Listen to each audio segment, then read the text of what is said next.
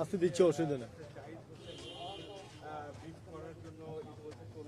সাইডে দাও না, তো সাইডে দাও। হ্যাঁ রফিক দাও, রফিক এদিকে আস। রফিক ভাই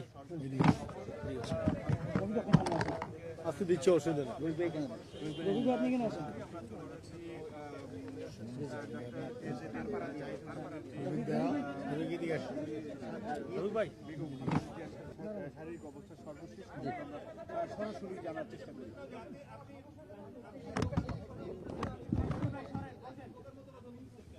এই চিল্লান না, ওদিকে যান। বিসমিল্লাহির রহমানির রহিম। উপস্থিত সাংবাদিক ভাই ও বোনের আসসালামু আলাইকুম।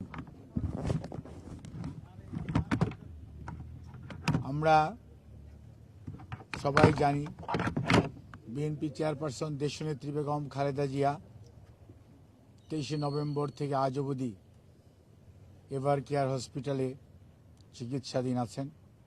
আমি গত পরশুদিন আপনাদেরকে বলেছিলাম উনি ওনার সবচেয়ে সংকটময় সময় অতিক্রান্ত করছেন এবং সময় বলে দিবে উনি কতটুকু সেই সময় বা সংকট কতটুকু কাটিয়ে উঠতে পারবেন।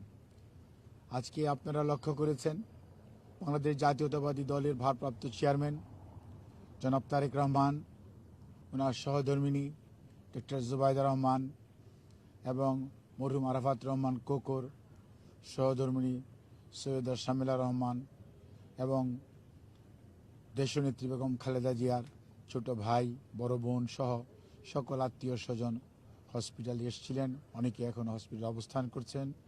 সর্বোপরি দেশনেত্রী বেগম খালেদা জিয়ার মেডিকেল বোর্ডের সদস্য doctor Shahabuddin Talukdar, professor doctor FM Siddiqui, professor doctor Nuruddin Ahmed, professor doctor Ziaul Haque, professor doctor brigadier general Saiful Islam, AZM Saleh, doctor Zafar Iqbal, doctor Masum Kamal অর্থাৎ এবং doctor AQM professor AQM Mohsin এবং AQM Reza, professor interventional cardiologist সহ দেশের বাইরে ইউকের এবং US-এর যারা দেশনেত্রী বেগম খালেদা জিয়ার মেডিকেল বোর্ডে সার্বক্ষণিকভাবে থাকেন।